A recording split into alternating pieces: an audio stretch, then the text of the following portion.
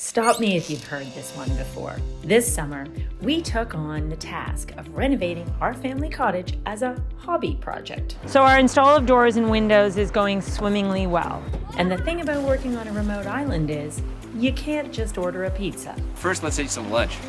So we've kept the kitchen and dining room open the whole time. This construction crew has not been keeping the cabinets. Pardon me? But along the way, we added a few new touches, and today I get to show them to you. I'm Sarah, and every day my life revolves around design. This is my journal of what's happening right now in my world as a creator, an entrepreneur, a partner, and a mom. And I'm sharing it with you. So let's go. Today is another chapter in my design life.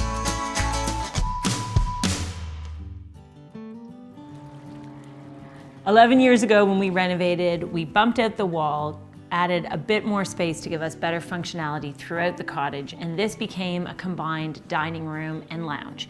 And the reason for that is because in talking to our architect back then, I said, maybe this should just be the dining room. And he said, oh no, that is far too big and grand a space to be just a dining room. So we made it multiple spaces. In the end, this cottage is a place where we come together. We come together as a family and with our neighbors and with our friends who we invite to the island. So we are more often than not a crowd. And the last thing you want to do when you're on an island is to be able to say, oh, I don't have enough space for you.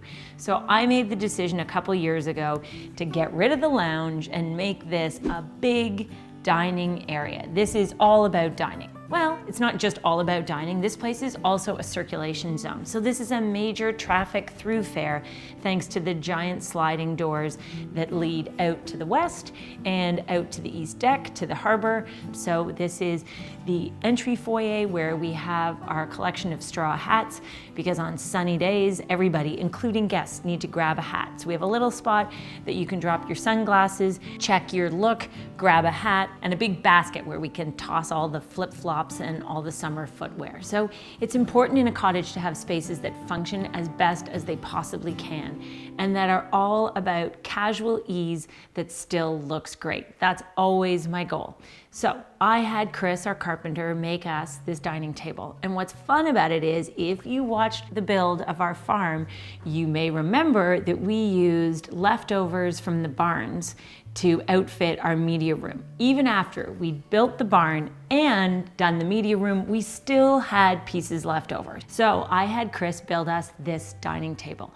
The top is just made from new pine, which I stained and urethaned myself, but the base is made from these original barn timbers. And it's rustic, it is big, it is over 10 feet long, and we can easily seat 14 people. Right now, I have 10 dining chairs, and guess what? I'm awaiting delivery of a few more because a couple times this year, we haven't had enough space. So we've ended up seating some kids over at the stools at the bar, which I'm totally okay with because cottage living is about easy living. I think the big game changer in this room right now is the new finish that we put on the walls. And as you know, you all weighed in and you all voted about what we should do. What would you do? Would you paint this or would you try and stain it? And guess what? I followed your advice. I did exactly what you wanted us to do, and it was definitely the right choice.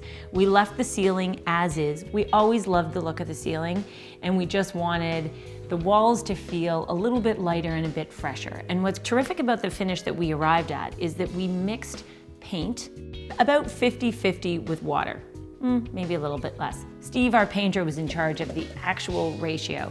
Like I could say it's 25%, 50%, 75. Okay. But I know the consistency just by stirring and I know where I should be. Steve is sort of a paint Jedi, kind of like Yoda, but taller. You're not making this mix up as you go. Yeah, it's fine. Don't worry. Steve, This is all. this is not feeling I'm like a professional. But as you can see, the force is strong with this one. What we've ended up with is a finish that at first glance reads as paint, but when you look a little bit closer, you can still see the character of the wood showing through. You see the knots, you see the grain, and that's exactly what we wanted to maintain while getting a lighter, brighter end result. Let's talk about seating. In the original iteration of the cottage, there were upholstered chairs at the head of the table. There was a long vintage European bench on one side and then vintage banker's chairs on the other side. While I loved our mixed seating scenario, I really was craving something that was a bit more pared back and a bit more comfortable for everybody, not just the people sitting at the head of the table. So I brought in, these are my Nick dining chairs that I designed over 20 years ago. The seats are leather and the backs are patterned fabric. The same patterned fabric you may have noticed that's actually on the rattan swivel chairs in the living room. I liked it so much, I decided to use it twice, and I like the connection that it creates between the dining and the living room. The fabric on the end chairs is this soft blue, and again, it just hit the absolute right summery note. I didn't want any fabrics in here to feel fancy. All of the window coverings are light, breezy, natural linen or cotton linen blends. They are unlined, and it's all about things that are durable. The color of the blue chair fabric connects perfectly to the two-tone blue rug that's underfoot, and this just creates a foundation of softness and grounding for the room. One of the best features that I've always thought was amazing about this dining room is the fact that we have a fireplace in the dining room. And there is nothing better at the end or the beginning of the season when it's a chilly evening and you can light the fire. We light the fire for breakfast, we'll light it for dinner, it can be going throughout the day. And just to be at the table hearing the snap and the crackle of the fire, that is the magic of cottage living. Where's your favorite place to sit? I really like to sit at the dining table in this particular house because of the stone fireplace, because the table is always set, the chairs are always super comfortable. The new chairs are even better. It's her Nick chair, which I find one of the most comfortable dining chairs that she does. In this space, we dine by candlelight, and there is nothing fussy about dining or entertaining here. I love to cook, and in the midst of shooting all of our still photographs, we had a whole crew here. And when we're on an island, you can't just order in lunch. So in the midst of taking all of our photographs, I was still preparing meals for our crew. Overall, we've had a pretty successful day today, I think, and was able to whip up a delicious tomato soup, which Tommy has now named Shoot Soup, because it's something that you can easily make out of whatever you can find in the cupboard or in the fridge, and a great way to use up the leftovers. So that's really the way we roll here. We have crowds of people coming in, we have casual dinners, we have groups of friends. It's all lit by candlelight, and it's fueled by the adventures that we've had out on the bay on that day and just bringing people together. And that is truly the cottage spirit, which is why I think no dining room can ever be too big. No dining room table can ever be too big. In fact, this one might be a little bit small. What I really think is amazing is how little physically changed with the cottage. We didn't move any walls, we didn't add an addition or anything like that, but how much materially and visually changed with the cottage in terms of the new furniture. It's amazing, it's the little things, but they make a huge difference. And this has really been adding up all of those small things, and you've got a ginormous difference. It feels literally like a whole new cottage, and it is just something I can't wait to try out, but I guess I'll have to wait till next summer to really get into it because we just finished it and it's September. When designing an open concept space, I like there to be a connection between the materials that are used. And we've got lots of wicker and rattan in the living room. And so I brought that as a through line into the accent pieces in the dining room. The console by the hat wall is brand new. And what I like about it is it's an overscale weave, and it has terrific texture, yet it has clean lines. On the opposite side, there's a vintage console. And I bought this at an auction because it was just too good to pass up. I think I paid $100 for this lacquered linen console, and I've always wondered where I could use it because I've owned it for about 3 years. I added 2 quartz shelves, so it gives us storage as well, and it just tucks in quietly. None of these pieces are designed to be, look at me, but they all have a similar finish. So this room has creams and pale weathered gray and whitewash, and that is the thing that ties it all together. And in a sec, I'll show you how it ties into the kitchen. I think probably the most signature SR thing about the new space is that it has her current taste and experience in it. And here's the thing about being a designer. You don't just do the same thing for 30 years of your design career. You're introduced to new fabrics and new things. Sarah's design career has taken her in a direction of product development where she's made her own furniture. I like it with the leather. And added some of that in here. So the difference between this version of the Cottage and the last version of the Cottage is that I would say there's more of Sarah's design aesthetic here than there was even before, because the ingredients that she's able to use now to concoct the right recipe for her own family's interior spaces are now comprised of things that she herself has created.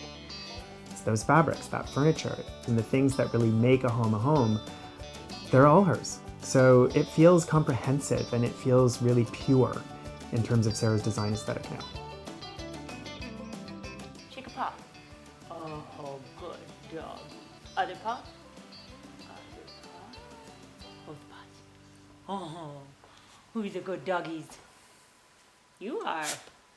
When you're designing a kitchen, whether it's for yourself or for a client, the goal is always to make it the ideal blend of function and beauty. But you never exactly know how it's gonna pan out, right? Well, if you think about it, when I designed this kitchen, I had a toddler, and when we moved into this cottage, I had a newborn. And here I am, 11 years later, I've got a tween and a teen, and my teen is this much shorter than me. And what's been so interesting over all of these years is to see how the kitchen gets used. When you design a kitchen, you wonder, will it work the way I think it will? Will it work the way I plan it to? And the answer to both of those questions is yes and yes.